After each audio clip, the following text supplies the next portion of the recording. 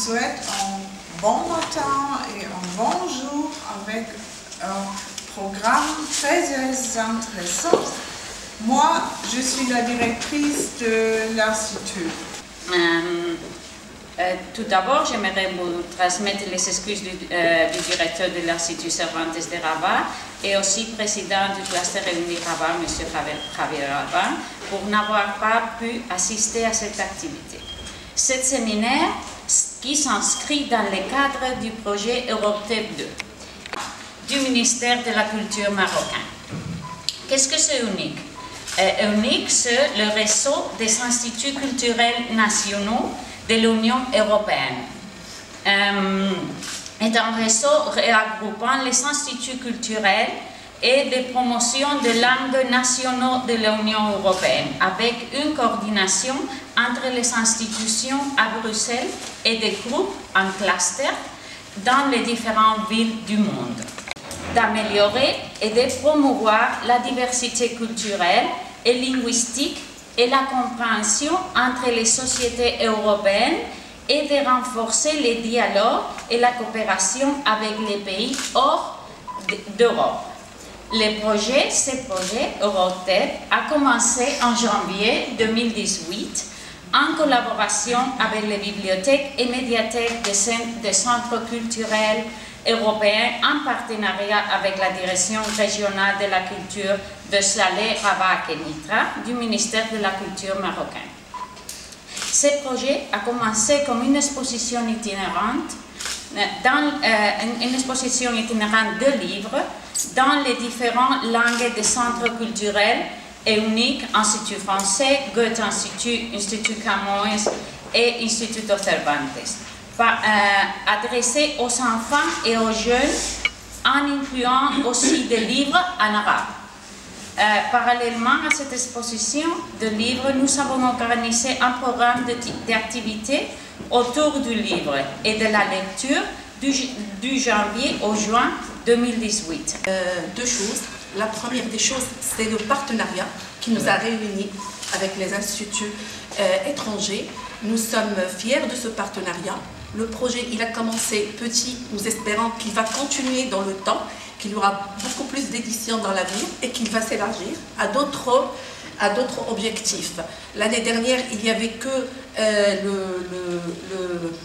l'exposition itinéraire et les activités culturelles dans 6 bibliothèques de la région. Cette année, il y a eu cette formation que nous souhaitons intéressante et bénéficiante pour tous les participants ici. Comme vient de dire Maïté, les livres resteront dans l'une des bibliothèques que nous allons choisir. Il y aura aussi un volet de formation. Nous allons travailler sur un volet de formation au profit de nos bibliothécaires, grâce à l'Institut français, grâce au Cervantes aussi. Et nous espérons que les années prochaines, nous aurons d'autres idées qui auront l'objectif de renforcer ce partenariat et de rendre service à nos bibliothèques et à nos bibliothécaires. Donc le but, c'est pas de vous présenter toutes les manifestations qu'on organise, mais j'ai essayé de réfléchir et je me suis dit peut-être ce qui peut être intéressant pour vous, c'est les raisons pour lesquelles on organise les manifestations et surtout les raisons pour lesquelles on n'en a pas organisé d'autres. Donc j'ai essayé de construire ma présentation comme ça, donc les questions que nous sommes posées pour faire le choix, pour prioriser les manifestations que nous organisons. Diminuer à peu près de 25%. Et je pense que la première question en ce qui concerne les enjeux de la programmation culturelle, c'est pourquoi est-ce qu'on organise des manifestations culturelles dans une médiathèque? Dans l'absolu, on pourrait rester là et faire des prêts de livres. Et peut-être il faut faire des manifestations. Donc pendant 20 ans, on a fait des manifestations pour transformer la médiathèque en lieu de vie, pour animer, pour apporter la vie un petit peu dans une problématique de bibliothèque en Allemagne qui est qu'on a de moins en moins de lecteurs et je pense que c'est une problématique qu'on va retrouver dans tous les pays à moyen ou long terme. Donc pour que ce soit un petit peu plus clair, parce que pour l'instant c'est un peu théorique, j'ai décidé de prendre l'exemple que je connais le mieux, c'est-à-dire l'exemple de mon institution, donc Centre culturel franco-allemand ASM dans une ville à l'étranger. Donc moi, le but de mon institution, c'est institutionnel. Donc ça, c'est pas moi qui l'ai donné, c'était là quand je suis arrivé. Diffuser des informations sur la France et les pays de la francophonie, ainsi que sur les cultures françaises et francophones. Autre grand point, donc vous avez bien vu que nous, notre rôle, c'était le soutien de l'apprentissage du français.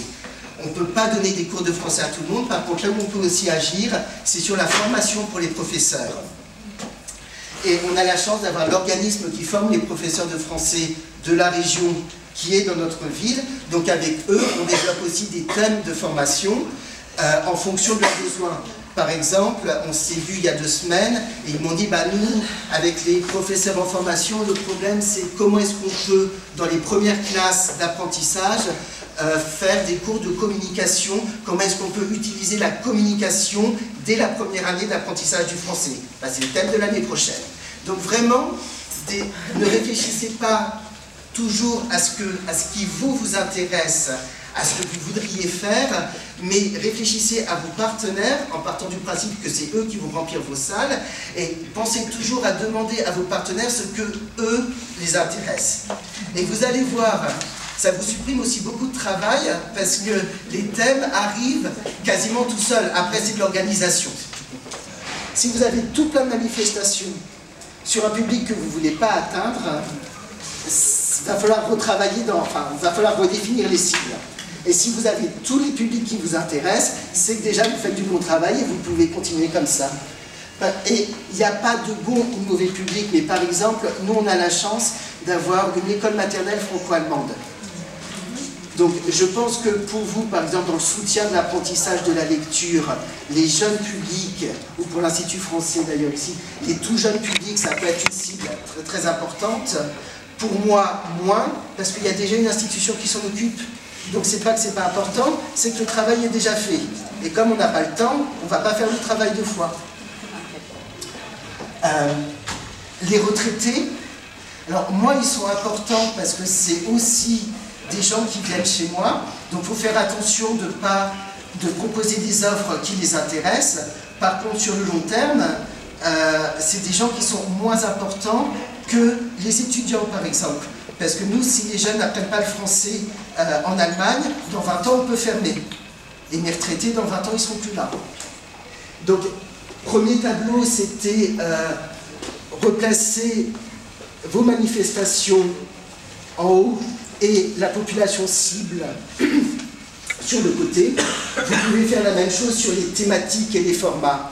L'idée, c'est d'avoir, parce que de temps en temps, on est tellement pris dans le travail qu'en fait, on n'a plus vraiment les idées claires, voire on a une idée fausse des personnes qui viennent à nos manifestations. Donc, c'est deux graphiques qui vous permettent de manière objective d'avoir une représentation visuelle des cibles, des populations, des lecteurs que vous attirez. Et après, bah oui, mais il faut faire le travail de communication, préparer les invitations, les flyers, les affiches, les dossiers de presse, faire le plan de communication, penser à inviter les gens, utiliser les carnets d'adresses, envoyer les invitations. Une bonne manifestation est une manifestation qui vous permet de rassembler les adresses e-mail des gens qui viennent chez vous. C'est-à-dire que moi, j'invite un auteur français très très connu. J'ai 150 personnes dans la salle. J'arrive pas à rassembler les adresses e-mail. Si ce n'est pas des personnes qui sont déjà inscrites chez moi, elle ne me sert à rien la manifestation. Enfin, pas à grand chose, parce que ces gens-là, je n'arriverai pas à les recontacter pour une manifestation après. Et là commence la réflexion. Est-ce que pour moi, le plus important, c'est de faire une manifestation avec 150 personnes dans la salle, une rencontre d'auteurs, donc avec des lecteurs, traduite en allemand pour attirer un plus large public, donc avec 3/4 des gens qui ne parlent pas français qui viendront chez moi, ou est-ce que ce ne serait pas plus important de mettre toute mon énergie dans une manifestation sur la formation des professeurs, avec 15 professeurs dans mon centre, où je sais qu'ils vont encore travailler pendant 20 ans comme professeurs de français dans ma région, où je vais avoir le temps de parler avec eux personnellement, où je vais rassembler tous leurs contacts, et au moment où je vais développer un programme pour les scolaires, je vais pouvoir soit les appeler au téléphone ou les informer directement d'une manifestation où ils vont pouvoir m'apporter 3 classes, ça fait 90 élèves. Est-ce que mon but, c'est pas plus d'essayer d'avoir des coopérations avec des professeurs qui remplissent mon programme fait pour les scolaires, les élèves qui apprennent le français et qui vont plus tard emprunter mes livres, ou que d'inviter un auteur français très très connu avec 180 personnes dans la salle, dont simplement 30 qui parlent français et les autres que je ne reverrai jamais. C'est ça la question. Vous allez me dire... Alors, le plan, c'est la médiathèque de Rabat, les espaces de la médiathèque, les objectifs de la médiathèque de Rabat, le fonds documentaire, les services offerts, l'animation culturelle et la section enfants. Elles se trouvent dans un réseau de quartiers populaires et toucheront une population de jeunes et de lecteurs. C'est la seule bibliothèque qui se trouve au sein de la commune Elio-Sophia. Ça, c'est l'entrée principale de notre bibliothèque. Comme vous voyez, le nom n'est pas encore rectifié. On attend la restauration de la bibliothèque parce qu'elle va ajouter des salles polyvalentes et agrandir l'établissement. Ça sera pour le futur, Inch'Allah. C'est une salle de lecteur pour enfants 60 mètres carrés, une salle de lecteur de lecture pour adultes de 150 mètres carrés, 3 bureaux d'une surface de 200 mètres carrés, un dépôt de 36 mètres carrés, un jardin s'étendant sur 1144 mètres carrés et une maison du gardien de 91 mètres carrés. Les espaces de la bibliothèque. Ça, c'est le jardin, une partie de jardin. Ça, c'est l'entrée, deuxième entrée principale, le bureau d'accueil. Ça, c'est un coin pour revue, pour le hall. Ça, c'est un petit espace pour les tout petits. Ça, c'est la salle de lecture pour adultes. C'est une partie de la salle parce qu'elle est très grande. Ça, c'est une partie de la salle de lecture pour enfants. Ça,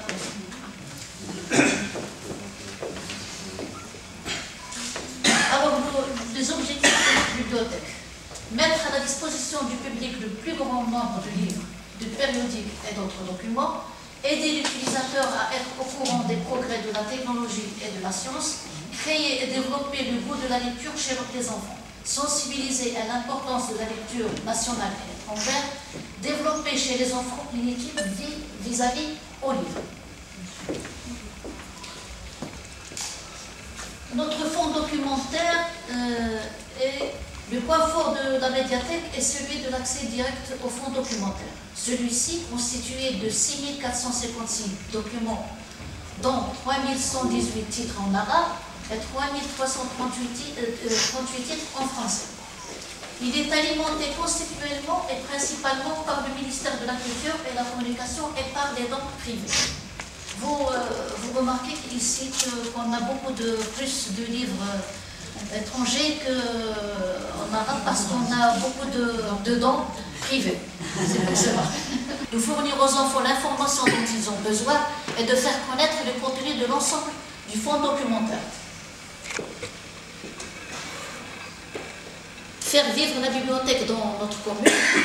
Comme chaque début d'année scolaire, au mois de septembre, nous organisons toujours des portes ouvertes au profit des enfants de différentes écoles publiques et privées pour leur expliquer les services offerts par la bibliothèque et de faire visiter les espaces différents de la médiathèque. Ici, nous allons discuter de quelques animations qu'on organise au sein de notre médiathèque. Atelier d'exposition, fabrication de marionnettes ou réalisation collective d'un livre. Un spectacle, lecture ou montage de pièces de théâtre, spectacle de marionnettes, projection de films, films documentaires sur les thèmes historiques, scientifiques ou littéraires. Projection, club de lecture, réunir un groupe d'enfants pour discuter ou échanger des idées autour de plusieurs livres d'un même auteur ou sur un même sujet. On le fait aussi, on ramène nos lecteurs à l'ambassade des États-Unis pour leur faire des formations sur les langues, sur le Canva, sur des choses, le PowerPoint et tout. atelier de coloriage, on l'organise nous-mêmes ou bien avec le personnel de la bibliothèque. Cette bibliothèque, c'est un peu spécial parce que ça a été fondé comme une bibliothèque publique de la ville de Tanger en 1941. Donc c'est une bibliothèque ancienne qui a été toujours ouverte et toujours présente dans la vie culturelle de Tanger. Nous avons 85 000 documents, donc c'est une bibliothèque large. Nous avons la collection spécialisée dans la culture espagnole et hispano-américaine, mais nous avons aussi quelques collections spéciales comme les livres en relation avec l'Afrique, le Maroc et l'Espagne. Donc, les enfants qui normalement sont dans la bibliothèque, c'est des Marocains qui étudient à l'école espagnole et surtout les fils des Espagnols qui sont dans les écoles étrangères, comme les fils des Espagnols qui sont dans l'école française, de l'école américaine. Ça, c'est les enfants les plus souvent. Donc, dans l'Institut Cervantes de Tanger, nous avons un département pour faire des activités culturelles et la bibliothèque aide à ces départements pour tout.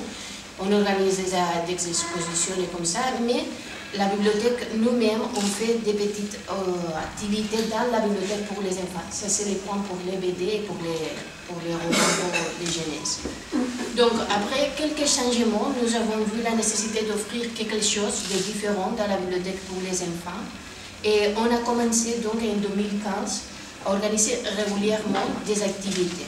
On fait la programmation trimestrielle, on organise pour le trimestre, et les activités qu'on propose changent en fonction de quelque chose, de la disponibilité des temps que nous avons pour les préparer et pour les faire, des demandes des utilisateurs, quelquefois on fait quelque chose qui marche bien, donc on le refait. Et aussi, quelquefois, on a la possibilité de faire des partenariats, des collaborations avec des bénévoles. Et nous faisons les activités nous-mêmes. Donc, nous sommes tous bibliothécaires. Normalement, je fais les activités pour les plus petits. Et ma collègue, elle est plus douée, elle fait des choses avec les papiers, quelque chose comme je fais de la peinture, on fait pour le bruit.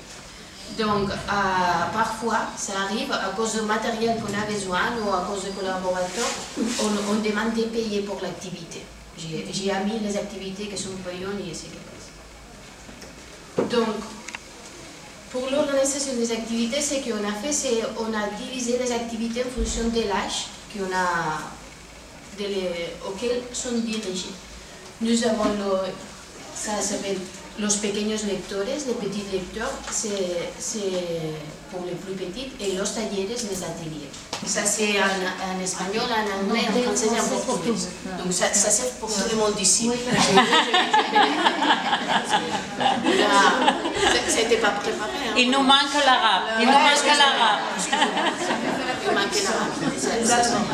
Oh, excusez-moi. Ah, désolé. On doit faire un autre, ça ne sert à rien. Donc, et aussi, il y a comme ça, il y a des interromps, donc tu peux demander à les enfants de suivre l'histoire et arrêter et dire, tu crois que ça passera dans un moment. C'est 20 minutes, c'est que 20 minutes de la musique, chanson après chanson, et nous avons fait la préparation pour 3 différences. On a la musique classique, des instruments, et un autre pour le pop rock, pour finir. Donc, cette activité, ce qu'on fait, on a choisi, normalement c'est que 9-10 chansons par session, on fait 3 jours. Et pendant l'activité, on écoute, on fait avec les CD players, nous, CD, on chante, on fait notre CD. Et c'est l'unique activité parce que les enfants sont vraiment petits, qu'on laisse les parents de rester avec. Là. Et nous donnons la guide, ça c'est les guides en fait, à l'autre côté il y a les chansons pour les parents pour voir les activités, les chansons qu'on va. C'est une activité que j'aime beaucoup parce que c'est vraiment pour les plus petits, on approche, on fait ça après avec les garderies. Une chose que j'ai mis avec la relation de ça qu'a dit David avant, c'était que les bonnes choses des activités, c'est qu'on apprend et après on les répète mieux. Je mettrai en évidence une de ces collaborations qui c'est celle d'ici. Ça a été, on a profité qu'au Cervantes de... C'est trop long? Ah d'accord, super. Donc, on a profité qu'il y avait une exposition dans la salle d'exposition de Cervantes, qui c'était dehors de notre bâtiment, et des 13 histoires pour les enfants d'une artiste espagnole qui s'appelle Ana Martinez, et qu'elle fait les illustrations avec des morceaux de carton. Elle fait des livres avec morceaux de carton. Donc on a profité de ça et on a organisé un atelier dans la salle d'exposition. Dans la salle d'exposition, il y avait 3 histoires, donc nous sommes allés 3 samedis. Chaque samedi, j'ai expliqué l'histoire et après, l'artiste, a fait un atelier avec les enfants. Il y avait une histoire qui s'appelle Une histoire chinoise, donc a fait les premières, c'était de l'estampation. Le deuxième, il n'y a pas d'image. Donc voilà, juste pour vous mettre en ambiance, la légende du colibri, ça parle d'écologie, puisque la légende du colibri, c'est une légende amérindienne qui dit que le colibri, en fait, lors d'un feu de forêt, il a fait sa part en essayant de sauver la forêt à lui tout seul, goutte par goutte. Et en fait, il a créé un grand mouvement qu'on appelait le mouvement colibri, qui a été repris en fait dans l'agroécologie, donc par Pierre Rabhi, et aussi au niveau écologique où chacun peut faire sa part, donc chacun peut être colibri pour sauvegarder la planète. Donc voilà, juste en aparté. Donc on a choisi ce thème car début octobre, l'Institut français de Casa et de Rabat a organisé un grand événement qui s'appelle le Chant des colibris, qui a eu lieu à Rabat au niveau du cirque Chemsi, et où on recevait du coup Pierre Rabhi. Il y avait un village des initiatives de tout ce qui se passait au Maroc pour la protection de l'environnement. Et donc c'est pour ça que nous, à la médiathèque, on a décidé de choisir ce thème, mais toujours en lien avec le livre. Donc au lieu de choisir le thème écologie avec le thème du mois, alors des fois ça fonctionne, des fois ça ne fonctionne pas. Là, en l'occurrence, avec le thème de la légende du colibri, ça a fonctionné. Donc les bébés lecteurs, c'est pour les 0-4 ans. Et du coup, donc de 0 jusqu'à 15 ans, en fait, on a parlé de la légende du colibri et on a proposé des activités différentes. J'y reviens après. Et puis surtout, on en a profité aussi pour sensibiliser les plus jeunes au réchauffement climatique et essayer de leur faire travailler sur leurs gestes au quotidien. Donc nos publics cibles, donc les adhérents, qui ont, comme je vous disais, donc des bébés lecteurs donc à partir de 6 mois jusqu'à 15 ans. Donc pour les adhérents, à la médiathèque de Rabat, on a 5 ateliers. On va dire donc les bébés lecteurs dont je viens de vous parler. On a un atelier pour les 5-7 ans, le samedi après-midi, une fois toutes les 2 semaines. Donc on a 2 ateliers par mois. Et on a voulu faire écho à cet événement. Puisqu'on a invité des personnes, des profs pour intervenir à la médiathèque, on va parler de ça tout à l'heure. Du coup, c'était ça l'idée pour faire la thématique astronomie. Alors, les objectifs. Tout simplement faire découvrir l'astronomie, l'espace, les galaxies, l'univers, proposer des jeux de pistes, un apprentissage ludique, rendre le livre un jeu pour les enfants. Et c'était ça l'idée des ateliers pendant le mois de novembre. Alors, le public cible, pareil, à Rabat, c'est de 6 mois à 15 ans, puisqu'on propose aussi le bébé lecteur. On propose des ateliers. Alors, tous les ateliers qu'on propose, ça orbite autour de la thématique. On essaie de faire les projections, les ateliers jeux vidéo aussi. On propose des ateliers jeux vidéo. On a un espace qu'on a installé dernièrement à Marrakech. C'est un espace de vidéo. Donc on essaie de faire le tout autour de la thématique. Aussi, on reçoit des visites de classe. Donc, des matinées, 3 matinées par semaine. On reçoit des classes des écoles publiques, privées, de l'AEFE, des associations aussi. On fait différents types de visites, des visites découvertes de la médiathèque ou bien des visites thématiques. C'est aux écoles de choisir la visite qu'ils préfèrent. Alors la communication. La communication, c'est très important. Chaque mois, on fait en sorte de faire des affiches, des flyers, un programme, une signature des publications sur Facebook, création des événements sur Facebook pour les ateliers qu'on propose les samedis matins, le jouer pour lire pour jouer, et aussi pour les ateliers jeux vidéo. Donc c'était une exposition et c'était très intéressant, les enfants ils ont adoré, ils ont commencé à jouer et lui il avait peur de ces petits bijoux. Et aussi d'ailleurs j'ai pas parlé de ça aussi, à Stellarium, on a proposé une projection de l'espace en temps réel. On a créé une sorte de chambre noire avec des rideaux et on a projeté, c'est un logiciel gratuit sur internet, il s'appelle Stellarium, et on a projeté au plafond le ciel en temps réel. Et les enfants, ils se mettent par terre et ils regardent le ciel, l'univers, les planètes en temps réel. Donc voilà, ça c'est les activités qu'on a proposées pendant le mois. Et quoi d'autre? On a fait aussi du collage, mettre les planètes dans l'ordre. Et oui, par rapport à ça, avant de commencer l'atelier de la chasse au trésor, on commence toujours par une petite présentation, on présente la thématique, ce qu'on fait déjà dans le mois précédent. La mission de la bibliothèque en tant la mission principale qui consiste à la communication des savoirs. Et puis donc nous allons présenter donc l'Institut Camouèche, sa mission, ses divers services qu'elle offre normalement en collaboration avec le centre, le CEP et le centre de la langue portugaise également qui se situe à la faculté des lettres et des sciences humaines à Rabat. Et bien sûr en collaboration avec l'ambassade du Portugal, l'Institut hispano-lusophone, situé donc à Cité Elefant, tout près de la faculté des lettres et des sciences humaines à Rabat. Et par la suite, donc, nous allons voir ensemble le rôle de l'animation culturelle en tant qu'un système d'information qui aide normalement toute organisation concernant précisément les bibliothèques pour pouvoir accomplir leur mission. Donc, en ce qui concerne la bibliothèque en tant qu'une organisation, si la bibliothèque constitue une ressource basique d'un processus éducatif jouant un rôle essentiel dans l'apprentissage à tous les niveaux, dans l'acquisition de lecture, les compétences d'information et le développement culturel, scientifique et technologique, elle représente également une institution ayant sa propre mission à accomplir. Donc il doit certainement être capable de s'intégrer avec son environnement et son public spécifique. Donc c'est quand même le domaine de la culture où j'aime bien être. Alors aujourd'hui je suis là pour vous parler de la bibliothèque finlandaise et je vais vous présenter quelques chiffres clés sur le système des bibliothèques et aussi vous donner quelques exemples de ce que les bibliothèques peuvent proposer comme activité aux citoyens. Et vous êtes libre de me poser des questions à n'importe quel moment.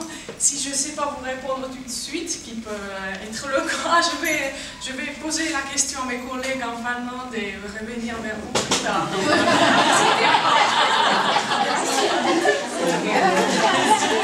À votre service. Alors, ici on voit quelques infos, quelques chiffres généraux concernant l'utilisation des bibliothèques en Finlande. Et on peut voir déjà qu'on est 5,5 millions d'habitants, donc c'est un petit pays, un grand espace, mais on n'est pas très nombreux. Mais déjà, un habitant prête 15 livres par an. Et on peut dire qu'un habitant visite la bibliothèque 9 fois par an, donc c'est pas mal comme chiffre. La caractéristique principale des bibliothèques est de prendre en compte tout le monde. Il y a des services qui sont visés aux différents groupes d'utilisateurs, par exemple des enfants, des personnes âgées. Aussi, on est un pays bilingue, donc il y a le suédois et le finnois qu'on parle. Donc, pour les deux groupes, il y a toujours des services. Aussi aux immigrants, ce qui devient de plus en plus important chez nous aussi. L'objectif, c'est de fournir un seuil bas pour tous les citoyens, mais également d'assurer que les services seront utilisés par ces mêmes personnes tout au long de leur vie.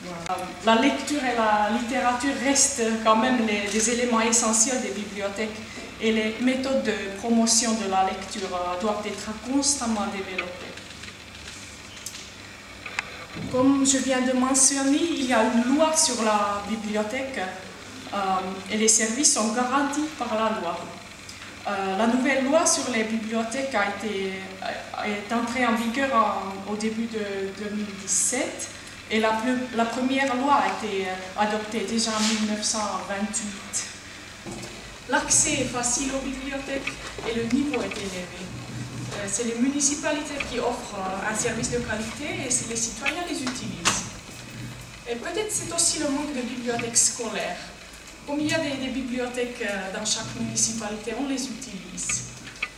Les enfants apprennent dès l'enfance à les utiliser et ils n'arrêtent pas de les utiliser quand ils quittent l'école. Donc, comme on a vu tout à l'heure, il y en a 150 bibliobus. Surtout pour servir les endroits à l'écart, à la campagne, etc. Donc il y a la possibilité pour tout le monde pour emprunter.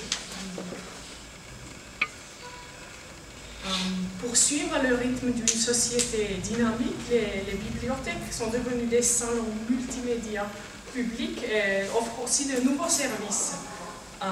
Les bibliothèques finlandaises travaillent sur le thème. La tâche d'une bibliothèque publique est de servir la citoyenneté. Non seulement les citoyens, mais également la citoyenneté pour soutenir les possibilités de participation de tout le monde. On peut y emprunter des livres, des magazines, des CD, DVD, jeux, mais aussi des objets tels que machines à coudre, perceuses électriques, équipements sportifs. Mais le